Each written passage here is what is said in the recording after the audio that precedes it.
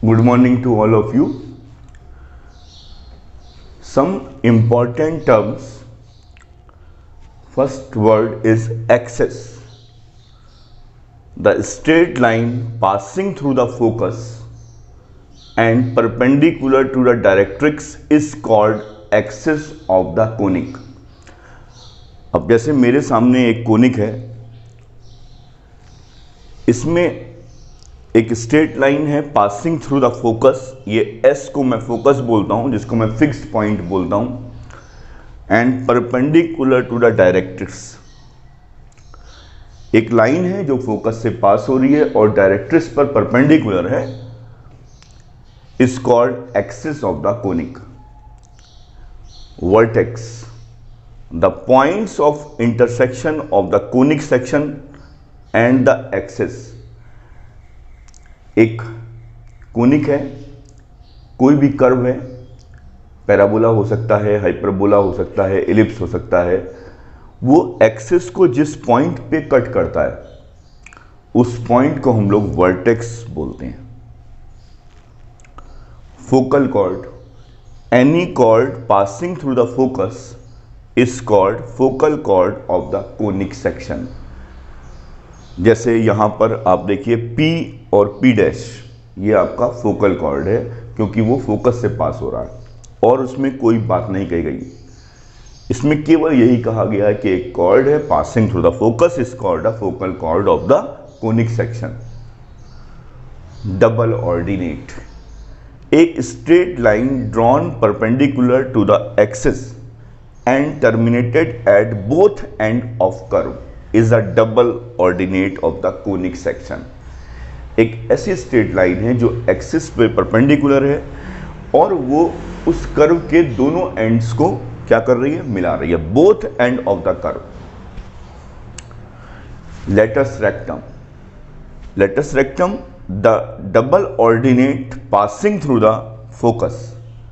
एक ऐसा double ordinate जो बिल्कुल जो आपने काम किया है एक्सिस के परपेंडिकुलर हो और जो आपके कर्व के दोनों एंड्स को वो ज्वाइन कर रहा हो, लेकिन वो डबल ऑर्डिनेट फोकस से पास हो.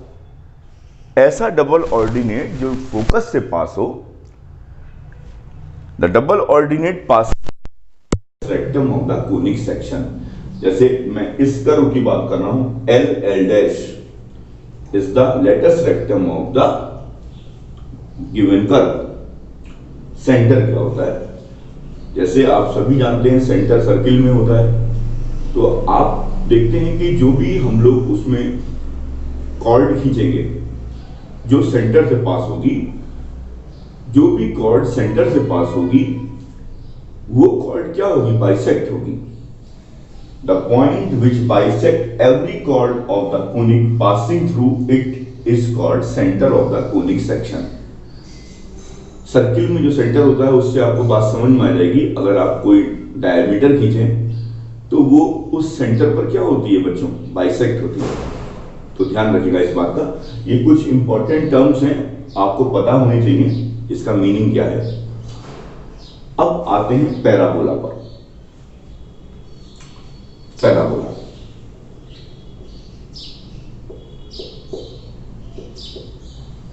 अब हमारा सेकंड जो कर्व है, फर्स्ट सर्किल था, सेकंड पैराबोला है.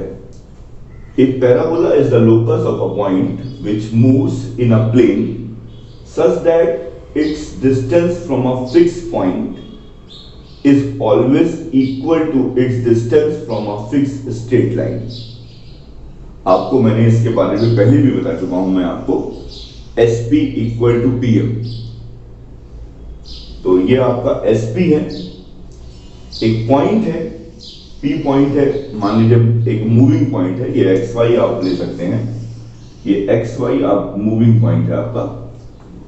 तो ऐसा कर्व हो जो फिक्स पॉइंट से और जो फिक्स लाइन है उस पॉइंट की फिक्स्ड लाइन से परपेंडिकुलर डिस्टेंस और फिक्स पॉइंट से डिस्टेंस दोनों इक्वल हो. SP equal to PM. अगर कुछ ऐसा होता है तो जो भी हमारा पॉइंट्स का जो लोकस होगा, लोकस ऑफ पॉइंट्स, वो क्या बनाएगा, एक पैराबोला बनाएगा। अब बच्चों, पैराबोला की स्टैंडर्ड इक्वेशन जानने से पहले आप लोगों को पैराबोला की जनरल इक्वेशन को जानना बहुत जरूरी है। होता क्या है कि सीबीएसई बोर्ड में जो अभी तक की डेट है, उसमें आपको सारी जानकारियां जो दी गई हैं वो जनरल इक्वेशन से नहीं दी गई हैं, वो स्टैंडर्ड इक्वेशन से दी गई हैं। और बच्चों के दिमाग में यही रहता है कि कर्व के जो छोटे छोटे Y square equal to 4ax, Y square equal to -4ax, X square equal to 4ay, X square equal to -4ay, केवल यही 4 कर्व होते हैं, ऐसा नहीं है। मैं इसी मिथ को आपको दूर करना चाहता हूं। आपको सबसे पहले general equation of the parabola आना चाहिए, उसके बाद आप स्टैंडर्ड इक्वेशन पर कंसंट्रेट करिए। मैंने आपको बताया था इसका लॉजिक होता है general equation of the parabola SP equal to PM। S, अब जो स्टैंडर्ड इक्वेशन है उसमें ये जो फिक्स पॉइंट है वो a,0 है, लेकिन अगर मान लीजिए वो स्टैंडर्ड नहीं है तो यहां पर क्या, कोई भी पॉइंट मान लीजिए S, K मान लीजिए, ये पॉइंट तो मूविंग पॉइंट है, इसको x, y मान लीजिए। ये एक स्ट्रेट लाइन है, इसको आप ax plus by plus c equal to 0 मान लीजिए। तो मैंने आपको क्या बताया, SP इक्वल टू EPM होता है। E क्या होता है, SP और PM का रेशियो होता है। लेकिन पैराबोला में क्या होता है कि E की वैल्यू 1 हो जाती है, जिसको हम लोग एसेंट्रिसिटी बोलते हैं।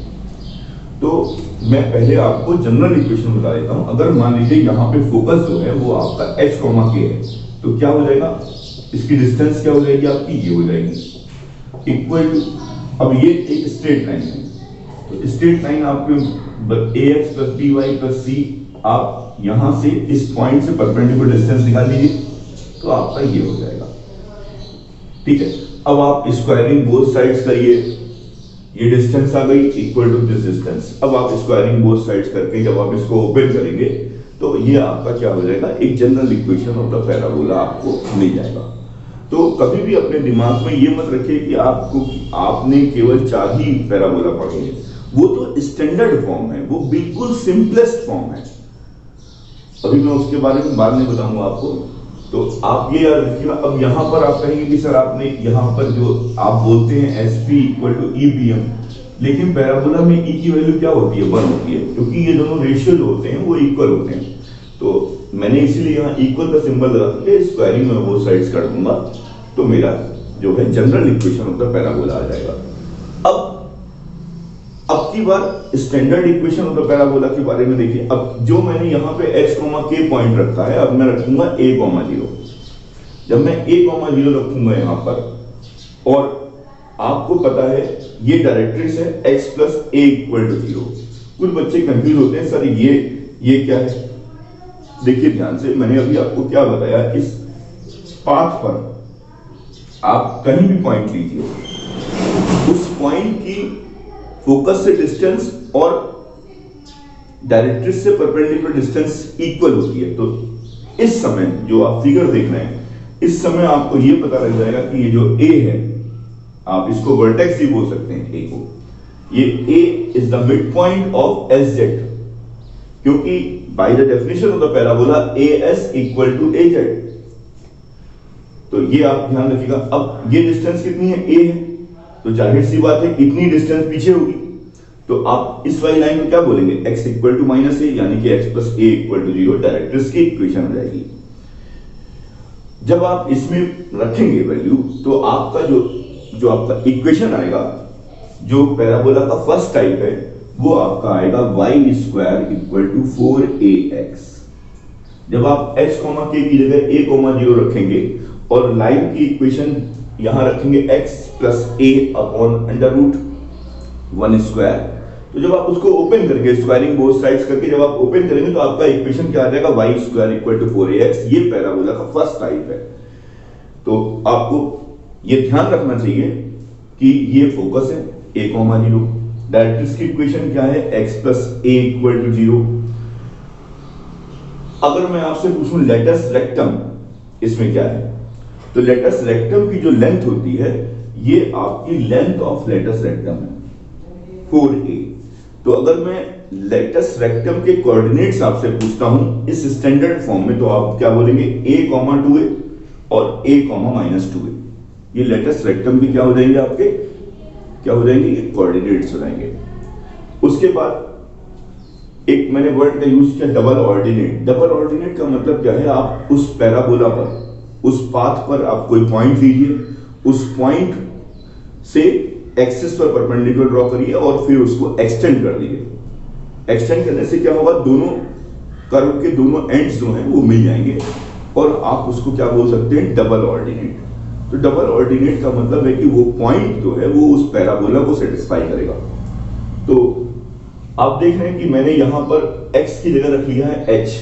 जैसे ही मैं x की जगह h रखूंगा तो y की वैल्यू क्या रहेगी, 2√ah।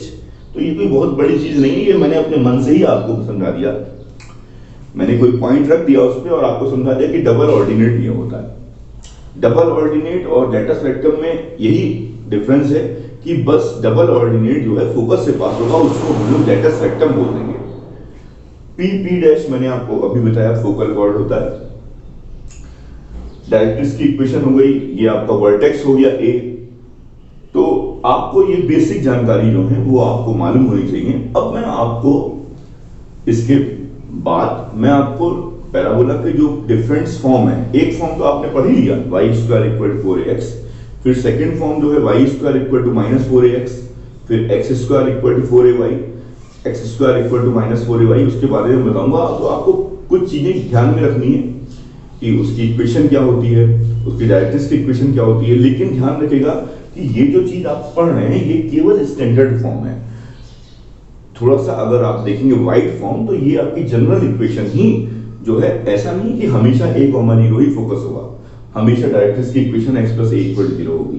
ये तो डिपेंड्स ऑन द जो हमें कोनिक दिया हुआ है, जो हमें कर्व दिया हुआ है, उस पर डिपेंड करेगा कि वो आपका स्टैंडर्ड है या जनरल इक्वेशन है। Thank you. Good morning to all of you. Today I am going to discuss different forms of parabola, of standard equation of the parabola. First standard equation of the parabola is y² = 4ax. इसमें equation of axis आप देख रहे हैं, ये axis है तो इसमें x axis इसका है, तो x एक्सिस की इक्वेशन क्या होगी, y = 0। Equation of directrix, this line ये आपकी ZM लाइन जो है ये आपकी एक डायरेक्ट्रिक्स है। तो आपको पता है कि SP = PM होता है। ये जो P पॉइंट है ये आपका मूविंग पॉइंट है, यानी कि आप कह सकते हो, आप ये भी कह सकते हो बच्चों कि सर अगर ये मान लीजिए M' है तो O is the mid point and O is the mid point of SM', क्योंकि ये P मूविंग पॉइंट है तो मूविंग पॉइंट से ये डिस्टेंस और जो है इस पॉइंट की डायरेक्ट्रिक्स से परपेंडिकुलर डिस्टेंस इक्वल होती है, तो O is the mid point of SM'।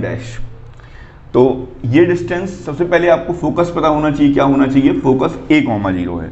तो ये आपका फोकस हो गया a, 0। अब जितनी डिस्टेंस ये होगी a, उतनी ही डिस्टेंस ये पीछे होगी, इस फिगर में दिख रहा है।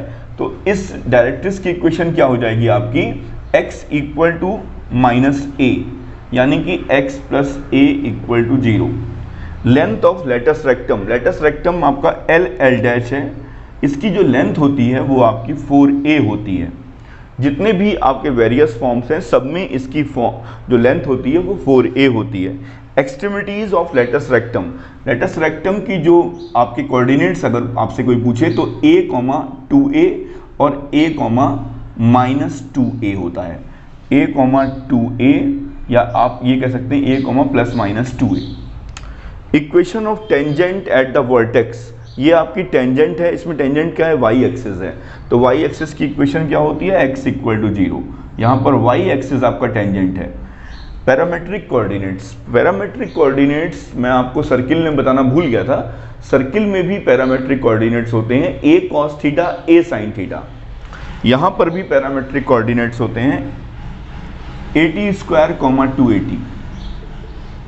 अगर आपको पैराबोला पे कोई पॉइंट लेना है तो आप यहाँ पर x की जगह रखिए ए टी स्क्वायर, तो कितना आ जाएगा 4a स्क्वायर टी स्क्वायर, और अगर आप वाई स्क्वायर रखेंगे तो क्या आ जाएगा 4a स्क्वायर टी स्क्वायर। ये देखिए इक्वल आ रहा है, यानी कि ये पैराबोला की इक्वेशन को सेटिस्फाई करता है। तो इसी को ही हम लोग पैरामेट्रिक कोऑर्डिनेट्स भी बोल देते हैं, A T square comma 2at। और सर्किल में क्या होता है parametric coordinates, a cos theta और a sin theta.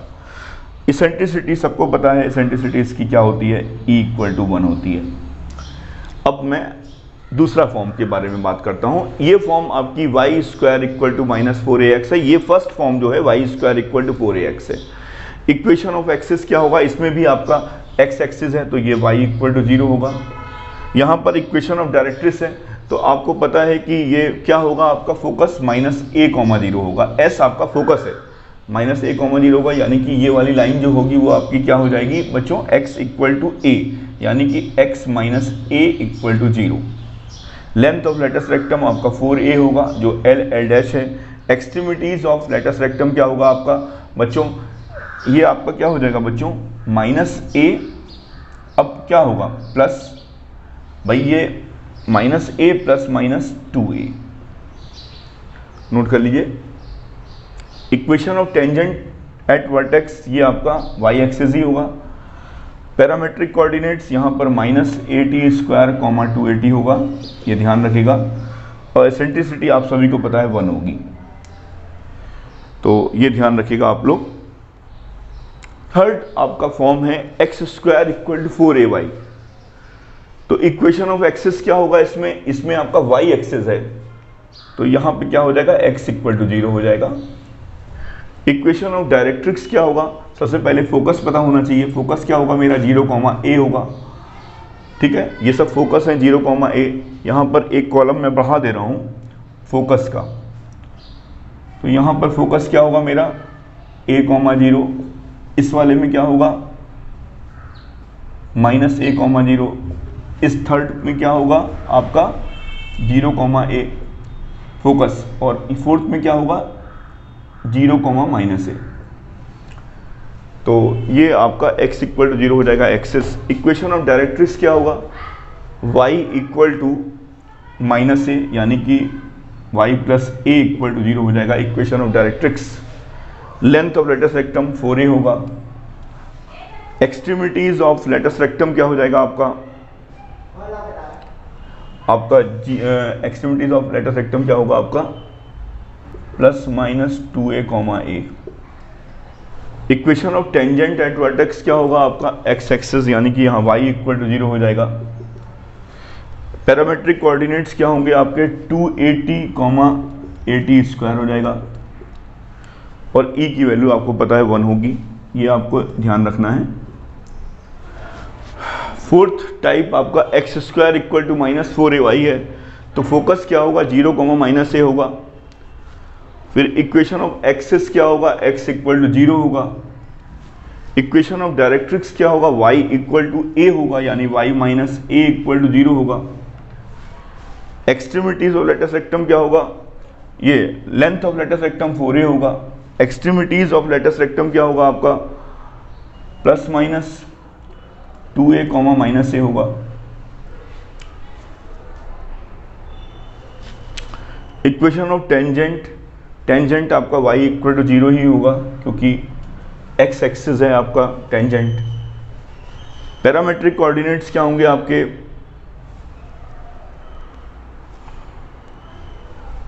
(2at, -at² होगा, और एसेंट्रिसिटी क्या होगा, E = 1 होगा। तो ये सारी चीज़ें आपको ध्यान रखनी है। तो इसमें आपको मेन फोकस है, एक्सिस क्या है, डायरेक्ट्रिक्स क्या है, लेंथ ऑफ लेटस रेक्टम क्या है, एक्सट्रीमिटीज ऑफ लेटस रेक्टम क्या है, equation of tangent at vertex क्या है, पैरामेट्रिक कोऑर्डिनेट्स, एसेंट्रिसिटी, ये सारी चीज़ें आपको मालूम होनी चाहिए बच्चों।